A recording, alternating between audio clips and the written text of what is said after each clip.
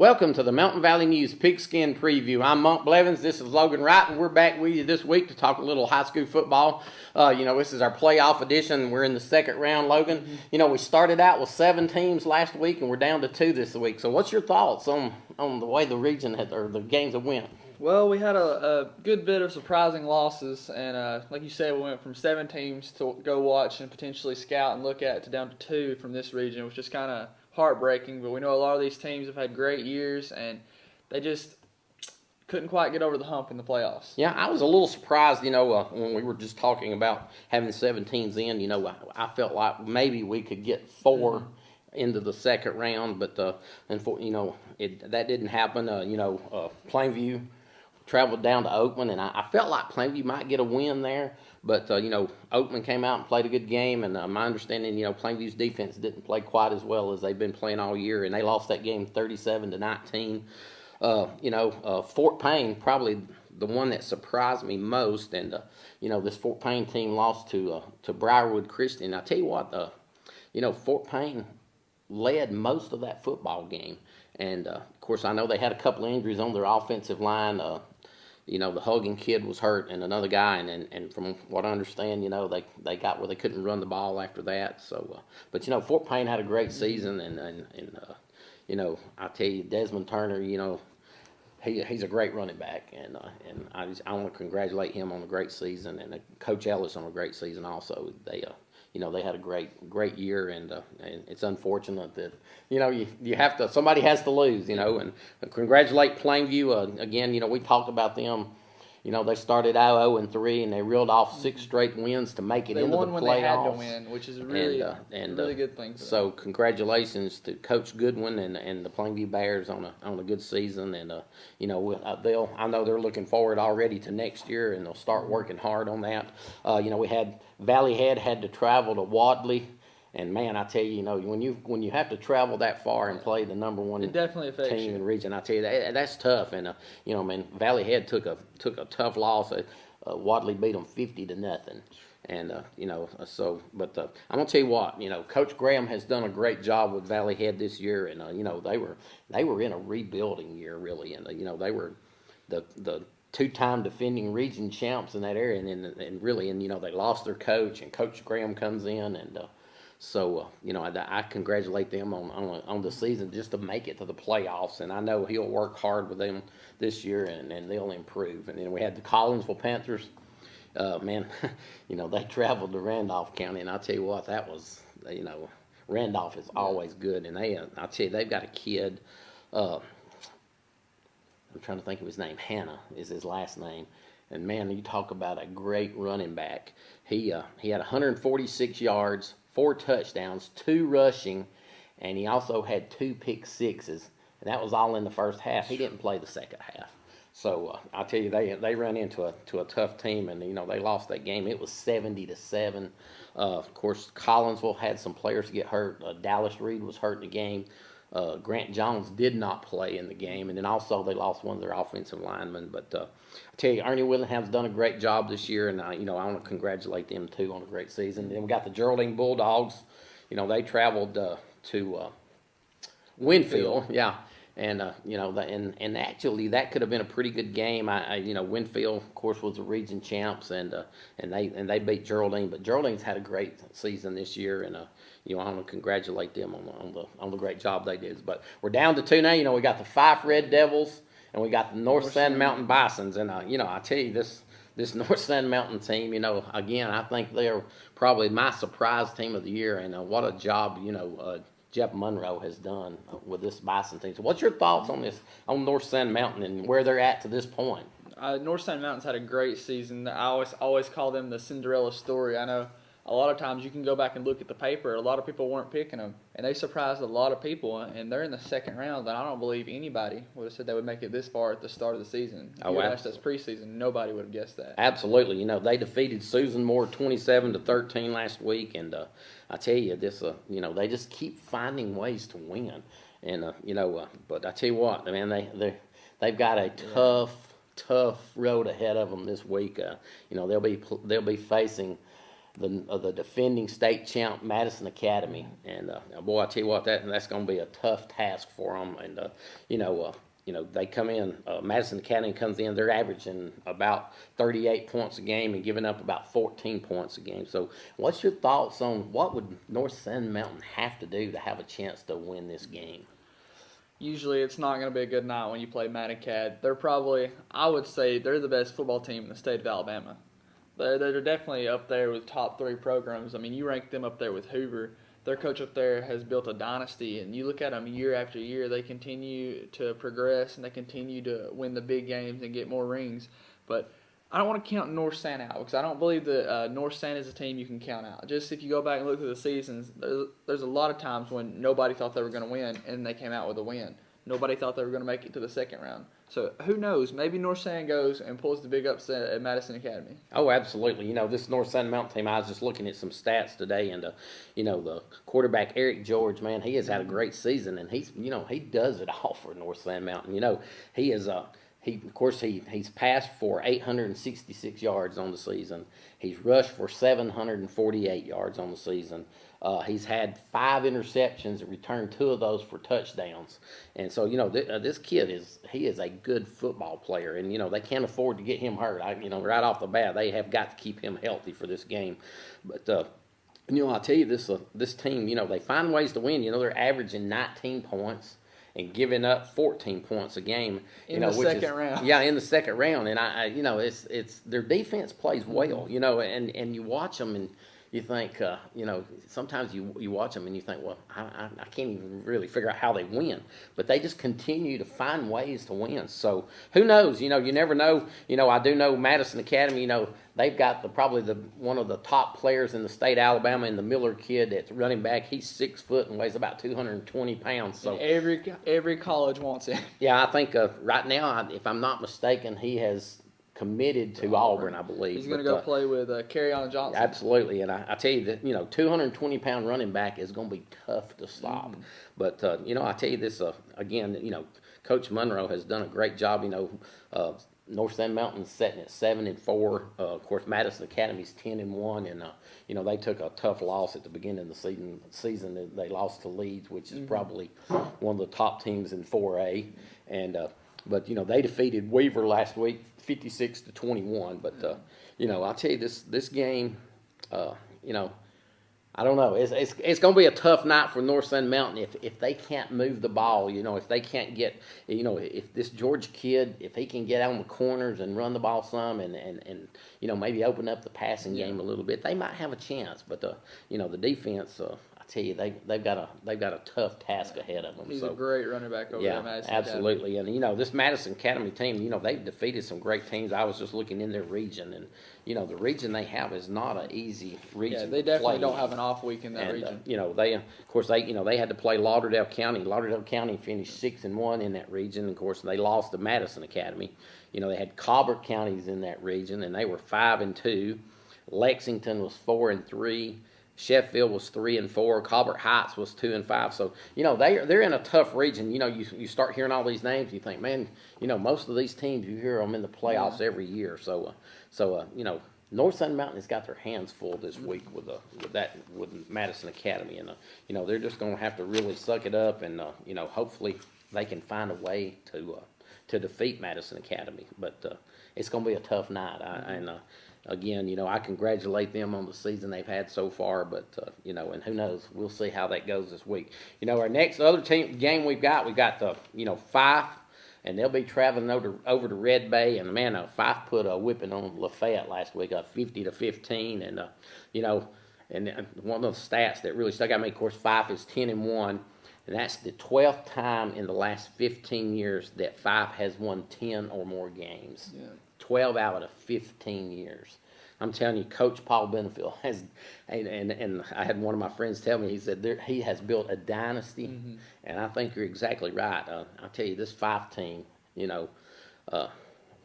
we've talked about them all year. What else? I don't even know really what else we can say about them. But so, what's your thoughts on Fife this week? Well, actually, I got to cover the Lafayette game, and that was actually a pretty close game. I know the score doesn't sound like it, but I know Lafayette was actually taking some cheap shots on that last drive. Fife was just trying to run out the clock. So then Coach Benefield kind of, I don't want to say ran up the score a little bit, but he kind of sent a message. But a lot of, I felt like Fife's defense played really well. To me, better than their offense. They wrapped up very well, and that was the most unorthodox style offense I've ever seen from Lafayette. They were throwing halfback passes 2-3 times in a row. They're running reverse passes and all sort of stuff like that. I've never seen an offense like that, but Fife contained it, and they came out with the win, and we'll see what they'll do against Red Bay. You know, Dylan Kilpatrick had another great night. You know, he had 5 touchdowns, rushed for 240 yards on 28 carries. You know, for the season, he has got 2,133 yards and 30 touchdowns. You know, this kid is the real deal. You know, I tell you what, you know, just listening to Coach Benefield talk about him, you know, he's a big kid, but he has got some speed. I mean, he is a fast kid. You know, others that played well, Tyler Ashley had 59 yards on 9 carries, and Seth Benefield had 40 yards on 9 carries. So, you know, this Fife team, you know, man, I tell you, they're the real deal. I think, you know, and we've talked about them, you know, this year, how they after the Cleveland game, it seems like that they just you know, decided, hey, we're going to be on a mission to prove people what we can do. And, you know, they're averaging 457 yards per game, and that's total offense. And, you know, their rushing yards is 405. So they don't have to pass the ball very much. So, again, you know, I tell you, this Fife team is, you know, and of course they have to travel over to Red Bay. You know, Red Bay is sitting at 11-0, and so what's your thoughts? I mean, you know, what's your thoughts on what Fife would have to do to beat this Red Bay team? You talk about Kilpatrick, and I know he's a strong kid. I mean, if you're a running back at Fife, you have to be a strong kid because Benefield's strength and conditioning program is ridiculous. All those kids are stout. But to me, I know he's extremely fast, but his best asset, as far as I could see, was his balance. Because I guarantee you over half of his yards are yak yards, yards after contact, after he's taken the first hit. He seems to just sort of bounce off, and it doesn't slow him. And another thing I like about this Fife offense is they're constantly falling forward. And I always talk about their consistency, and it's because if you hit them at the line, they're going to fall forward for 3 yards. And if you allow an offense to fall forward for 3 yards at a time, it's going to be an ugly night. And like you said, this Red Bay team is undefeated, and they have a great defense. And the bad thing about the night is Fife is having to travel all the way to Red Bay. Yeah. But I believe Fife is the favorite, aren't they? I think they probably are. You know, some of the stats for Fife that just really stood out to me is, you know, in the first quarter, Fife is outscoring their opponents 124-33. In the second quarter, they're outscoring their opponents 162-13. So I tell you, this offense can go when they need to, and you know, and we've talked about this and during the season, and it seems like that Coach Benefield sets them up where they always get a score right before halftime. And you know, I don't know if he does that intentionally or what, but you know, it seems like and every time I've ever seen them play, they will score right before halftime, and I think that just kind of gets them ready to come out back, you know, for the second half. But you know, this Fife team, I tell you, you know, they've got a great football team, but this Red Bay team is not bad. You know, they're coached by Dale Jeffries, and of course they were the 2A Region 8 champs, and they have scored 484 points this year, and their defense has given up 63 points. They have had 6 shutouts out of 11 games. They have shut their opponents out in 6 games. So, you know, they're averaging, 44 points a game and giving up about 5.7. So this defense for Red Bay, they're talented. They're talented, very talented, and you know, and Fife's going to have to play well to beat them. And like I said, you know, anytime you have to travel that far, it just sometimes it seems to take something out of you. But I want to say jet lag, but I understand what you mean. Oh, absolutely. But I tell you, just looking at stats of Fife and looking at the stats of Red Bay, this is going to be a really good football game. And you know, I think if Fife does what they do best, which is get in the wing tee and run the football, you know, and they do it just like clockwork. Yes. It's very smooth. Yeah, it's very smooth, and you know, if Red Bay's defense can't stop this, and I don't know, you know, I've seen some of the teams they play, you know, looking over their some of the teams they played this year, and hang on just a second, let me get this, you know, they Sologent was the runner up in that region, and they finished at 8-3, and then it kind of drops off from there. Hatton was at 5-8, Phil Campbell 4-7, Cherokee was at 4-5. So that's not that strong of a region compared to some, and it's not as strong as the region 5 is coming out of. Of course, they've got Cleveland, who is ranked. Was sitting at 11-0 and ranked, and 5 comes in ranked 5th, and I think Red Bay is ranked 10th in the state at the end of the season. But what's your thoughts? I mean, this can be a great football game, but what do you think? What does 5 have to do offensively? For 5 to win this game, I'm going to call it right now. They're going to have to break tackles, and they can't allow Kilpatrick to be tackled by one person. That's the thing. If they don't break tackles and they allow Red Bay to tackle him, and even 5's offense is nearly completely shut down if they're tackled behind the line, just one time in a series, because that's not how their offense is set up. They're not used to a 2nd and 10 or a 2nd and 11. Right. That's not what they're used to, and it's because they're so well coached. They never usually have to have it. And Plainview, I feel like Plainview surprised a lot of people, and it was because their defense sort of held them on 1st and 2nd down. And I don't want to say 5 can't make big plays because we haven't seen them. They haven't really been tested this year. Right. We know they got beat by Cleveland, but they had a lot of injuries that week, and a lot of people just getting adjusted. But like you said, they've been on a mission ever since then. So I think they're going to have to break tackles, and they're definitely just going to have to put up offensive yards, and their defense is going to have to play great as well. Oh, absolutely. The one thing that I think, probably if you're Red Bay, what they're looking at doing is they're going to stack the box. They're going to say, okay, we're going to stop your run and make you pass. But, Seth Benefield has done a fairly good job of passing the ball. They hadn't had to pass the ball a whole lot, but, his completion rate is really good. And so, if they have to pass, I think they've got the talent and the receivers. They can do that. Tyler Ashley is a really good receiver. And, so they've got a chance to, if they can run the ball, of course, that's what they're going to do. If they can, if Red Bay can't stop that run, they're going to be in for a long night. But that's going to be a great game, and I think for 5, we don't talk a lot about their defense, but this 5 team has got a great defensive team, and of course, Red Bay is averaging 44 points a game, so they're gonna have to play tough. And just looking over both sides of the ball too. Yeah, looking over Red Bay, they run the ball a lot. They're kind of like a 5. They don't throw the ball a whole lot, but so 5's gonna have to stop them running too. So this is gonna be one of those hard-nosed football games. It's kind of like watching an LSU and Alabama game where there's not a lot of passing going on, but they're going to try to run it down each other's throats. So this will be a great football game, and I congratulations again to Coach Benefield. I tell you what, he just continues to have a great program year in every year. So I want to congratulate him, and hopefully they'll bring home a victory this week. So.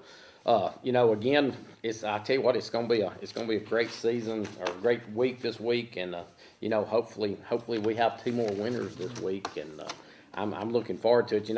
I do want to jump up and we'll talk a little bit about college football. We had probably one of the biggest games of the year, and when the LSU traveled to Alabama, and I tell you what, I was happy with it. Yeah, we of course. One of the things I had read last week is with the defensive line for Alabama said that they were getting pretty tired of hearing about Leonard Fournette, and that showed in the ball game. They absolutely shut the Heisman, the top runner for the Heisman Trophy. They shut him down. He had 31 yards on 19 carries, which really, if you take away, he had one run where he got 18 yards. Yeah. So you take that away, he had about 18 yards on 18 carries. So he's averaging maybe 1 yard per carry. I tell you, this Alabama defense, man. They're the real deal. Probably, and Alabama has had some great defenses. The 1992 defense was one of the best I've ever seen. But I dare say this front 7 is the best front 7 that Alabama has ever had, and we talk about linebackers, and Reggie Ragland, man, he is all over the field. So, and then we turn around and we start talking about offense for Alabama. Derrick Henry, Well, what can you say about him? You know, He is a man great among game. Bucks because Yeah. that guy, you can't stop him. And to me, he really showed out more than Fournette did. Absolutely. He had a great game, and I can't wait to see what he continues to do. Yeah, you know, he had 210 yards on 38 carries, and you know, And Coker, you can't leave out Coker. I mean, I remember going crazy when I seen him truck that linebacker, and he's done it on more than one instance. I mean, if you look at him, he is not a small guy. He's very tall and he's very big, and I think that's another thing that's sort of helping Alabama a little bit is he's not taking as many sacks. He's falling forward for a couple of yards. yeah. I tell you, the one thing that surprised me about him, and I saw it again, you know, Saturday night was, you know, when he has to, he will run over you. And I seen him run over an LSU guy, man, and just, you know, that was a great football game, and you know, a lot of people after the rankings come out last week, and they had Alabama at number 4, you know, in the playoff rankings, and people were kind of, you know, upset about that, saying, "Ah, man, what are they doing?" You know, they're just putting them in because of their name. But I think after this week, Yeah. you know, after the game Saturday night, I think people probably saw why they needed to be in there. And I tell you what, it sure did make that committee look like they were very smart. And I'm not saying they're not smart, but, you know, it really did make them look good because it was like, hey, we know what we're talking about here. And I'm pretty sure they probably did. So, you know, the other game I want to talk about was, you know, Auburn and Texas A&M. And, you know, that was a surprise game to me. You know, I actually picked Texas A&M to win that game. I did as well. You know, Sean White was hurt. He did not even get to play in the game. But, you know, the Johnson kid came in and actually played a great football game. By far the best game he's had, and he didn't turn the ball over. You know, they ran the ball very well. So what's your thoughts on this Auburn team? Well, I feel like their backup quarterback, he didn't have the nerves of a typical backup. 'Cause, I mean, he's been there, he's played. He didn't perform especially well at the start of the season, and that eventually led to him being the backup again. But I thought he played really well and came back and I guess sort of brought some hope up for him after what he did at the start of the season. Yeah, you know, one of the things that Auburn, of course, going into this week now, you know, and I'm not sure how healthy Sean White will be, but, you know, if he is healthy, then they've got that decision to make. Who do I start this week? Do I start White or do I start Johnson? And, of course, you know, that's a good problem to have when you got 2 quarterbacks that you can play. You know, the other thing on the Auburn, their defense seems to be improving each week. You know, Muschamp is a great defensive coordinator, and, again, you know, I know he doesn't have his players where he can really get his system in.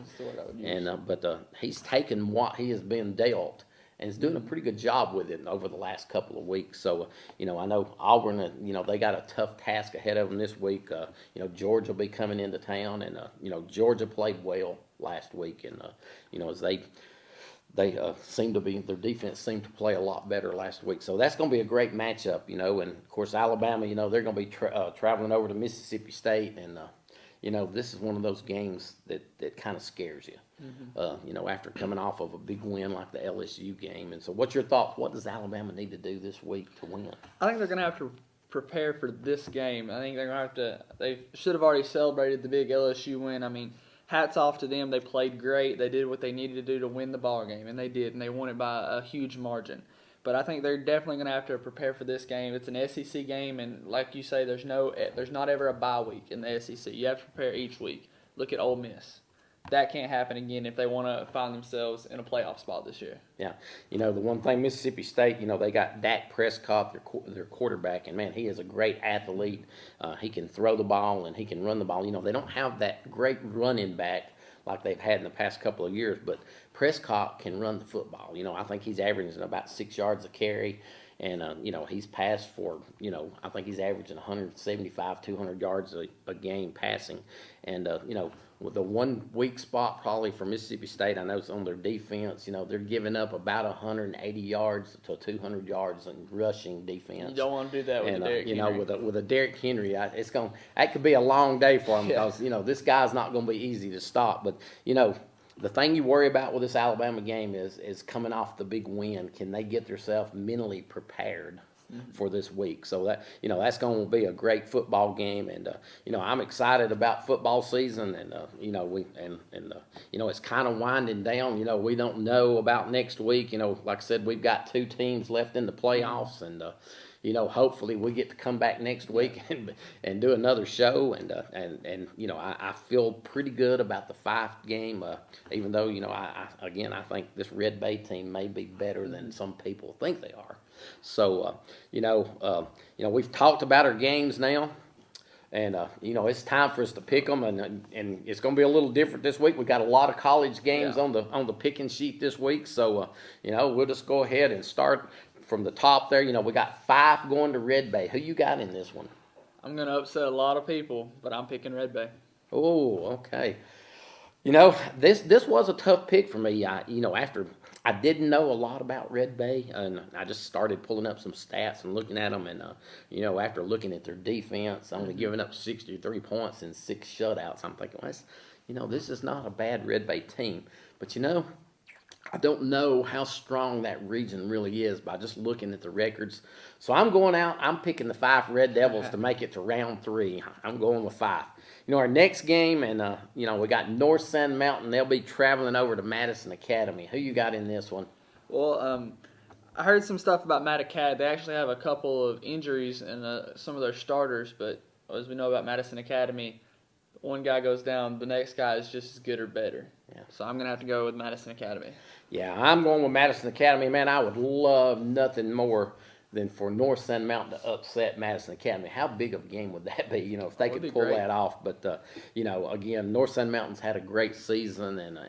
And again, we don't, you never know about these football games. And, Eric George has played great, and hopefully he has another great game this week. But I'm gonna have to stick with the Madison Academy. They're the defending state champ, and I think it's just gonna be a hard night for North Sand Mountain to be able to pull off that win. Our next game, we're gonna step up to college now. We got Florida's gonna be traveling to South Carolina. Who you got in this one? I'm gonna pick the Florida Gators. They're having a great season. I know their offense isn't really outstanding right now, but their defense is making up for it, and they've already clinched their spot in the SEC championship game. So I'm going with Florida. Yeah, I'm going with Florida too. I tell you, the one thing, they struggled against Vandy last week, and that game, Vandy led that game most of the game, 7-6, and Florida hits a late field goal and pulls it out 9-7. So, but I think this Florida team, they can kind of relax now a little bit, and I think they were playing a little bit tight in that Vandy game, knowing they had a chance to win, to lock up the SEC East there, and so I think they'll be more relaxed this week, and I think they'll have a big win. Next we got Georgia traveling to Auburn. Who you got in this one? Well, I've got them both checked off, but I don't think I can do that. I'm going to go out on a limb here, and I'm going to pick Auburn for the upset because Georgia's offense just hasn't really impressed me much lately, and they're having to travel to Auburn, and those Auburn fans are crazy. Oh, yeah. Now, this is another one of those tough picks for me. This Auburn team, they seem to be playing better. Defensively, they're playing better. Georgia did come out this week, and they were able to run the football. The defense played probably one of the better games they played this year. And, I know there's been a lot of talk about this Georgia staff and things going on with the Georgia staff. But I tell you what, I've got a lot of confidence. I really like Mark Richt. I think he's done a fantastic job at Georgia. I'm going with the Georgia Bulldogs to win this one this week. Our next one, we got Oklahoma at Baylor. Who you got in this one? I really think this is going to be a very close game. I believe it's going to be a great game. But I feel like I feel like the teams are pretty much even, but Oklahoma is the better big game team. We watched them, just destroy Alabama a few years back, and I think that's impressed in all of our memories. So I'm going to have to go with Oklahoma. Yeah, I'm going with Oklahoma too. A couple of things. Baylor lost their starting quarterback. They're playing a freshman, which he's come in and done a great job. But the one thing that keeps sticking out in my mind was this Oklahoma team was down 2 touchdowns against Tennessee, and we saw Tennessee against Alabama. They're not a bad football team. And this Oklahoma team came back and beat Tennessee. In overtime, I believe. Yeah. So, I'm going with Oklahoma. I think this Oklahoma team is probably, they've got 1 loss on the season. And I think this Oklahoma team is not bad. Next, we got Oregon at Stanford. Who you got in this one? I'm picking Stanford in this one. Oregon just really hasn't impressed me through the years. Yeah, I'm going with Stanford too. They're having a great season after that opening season loss to Northwestern. So I think Stanford will win this one. Next, we got Arkansas at LSU. I feel like LSU's going to bounce back, and I'm going to go with Fournette on this one. Yeah, I like LSU in this one too. I think you'll see Fournette get back on the track this week. But I tell you what, and of course I know we don't have much time, but and I'd love to talk a little bit about that Arkansas Ole Miss game, but we ain't got time today to do that. But I tell you what, this Arkansas team, man, you just never know what they're going to do. I mean, you know, they can throw the ball over their shoulder and it bounces up in the running back's hands, and just man, crazy things can happen when you play Arkansas. Our next game, we got Ohio State at Illinois. Who you got in this one? I'm going to have to go with the Buckeyes. I know they've had some injuries, but we've seen that in the national championship run last year. They always have people ready to step up. Yeah, I'm going with Ohio State too. I think this team is, you know, they don't play great all the time, but they find ways to win, and so I think they'll win this game this week. Next, we got Southeast Missouri at Jacksonville State. Who you got in this one? I've been to, I believe it's 3 or 4 JSU games this year, and I'll be at this game, and they are amazing. I'm gonna have to go with Jacksonville State. Yeah, I'm going with JSU too. You know, their only loss is to Auburn, and that was barely a loss. And barely a loss, yeah. And this Jacksonville State team, you know, we talked about it. They've got some great athletes that could be playing, in SEC football. So I think Jacksonville will win this ball game. You know, our last game we got Alabama traveling over to Mississippi State. Who you got in this one? I just don't think there's going to be enough cowbell. I'm going with Alabama. I'm going with Alabama too. The one thing I think Mississippi State could make this a close game, especially in the first half. Yeah. But I feel like if it's kind of close at halftime, when Coach Saban gets through talking to them at halftime, they'll come out ready to play in the second half. But that should be a great game. I tell you what, it's been a great season. It's been fun, and like I said, I hope we don't know what's going to happen this week, but we sure do hope we get to come back next week. One of the things that I would like to mention, and we've got a special going on, and on our newspaper, you can actually, if you'll register a new registration and a subscription for our paper, you actually will go in a drawing. You have a chance to win a ham or a turkey, or a grand prize is 2 tickets to the Alabama versus Charleston Southern football game. And if you'll come in before this weekend, the last day to register will be Saturday the 14th, which is also our open house, and we'd love for you to come by and get a bottle of water, or some coffee, or some donuts, and and just meet with us and tell us what you think about our newspaper. But for all those that would come in and use subscriptions, we'd love to have you, and we'll put your name in the drawing for those, and we'll draw for those around lunchtime on Saturday. Again, it's been a great football season, and I've had a great time doing this year, and I hope we get to come back next week. I've had a great time, Logan. It's been fun to sit here with you, and and hopefully we get to do this again next week. So, I'm Monk Blevins. This is Logan Wright, and again, we thank you so much for tuning in, and just watch the scores this week. And if we've got 5 for North Sun Mountain still in the playoffs next week, we'll be back with you. So God bless you, and y'all have a great day.